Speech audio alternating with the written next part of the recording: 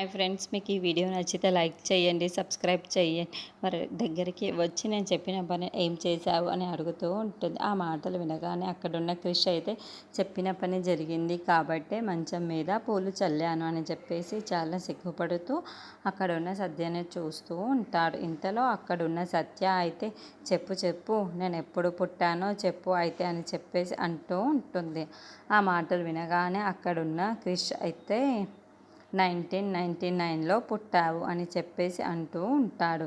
ఆ మాటలు వినగానే అక్కడున్న సత్య అయితే అవును, చాలా కరెక్ట్గానే కనుక్కున్నావు, కానీ ఇప్పుడు నెల డేట్ కూడా చెప్పాలి కదా అని చెప్పేసి అంటూ ఉంటుంది. ఆ మాటలను వినగానే అక్కడున్న క్రిష్ అయితే ఏంటేంటి సంవత్సరం కనుక్కున్నాను కదా చాలాదా, ఇప్పుడు ఈమెడి కూడా పెట్టావా అని చెప్పేసి అంటూ ఉంటాడు. ఆ మాటలు వినగానే అక్కడున్న సత్య అయితే మరి అవి కూడా తెలుసుకోవాలి కదా, అవి తెలుసుకొనే కదా నువ్వు రావాలి అని చెప్పేసి అంటూ ఉంటుంది.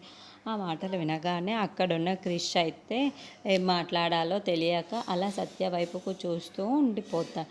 ఇంతలో అక్కడున్న సత్య అయితే సరే అయితే నేను చిన్న క్లూ ఇస్తాను, దాన్ని బట్టి నువ్వు కనుక్కో అని చెప్పేసి అంటూ ఉంటుంది. ఆ మాటలు వినగానే అక్కడున్న క్రిష్ అయితే సరే అయితే చెప్పు, నేను కనుక్కుంటాను ఎలాగో అలా అని చెప్పేసి అంటూ ఉంటాడు. అంతలో అక్కడున్న సత్య అయితే అర్జునుడిని తెలుసుకోగానే ఒక పేరు అదే ఒక నెలలో వస్తుంది, అదే పేరు అదే నెల, నేను పుట్టిన నెల అని చెప్పేసి అంటూ ఉంటుంది.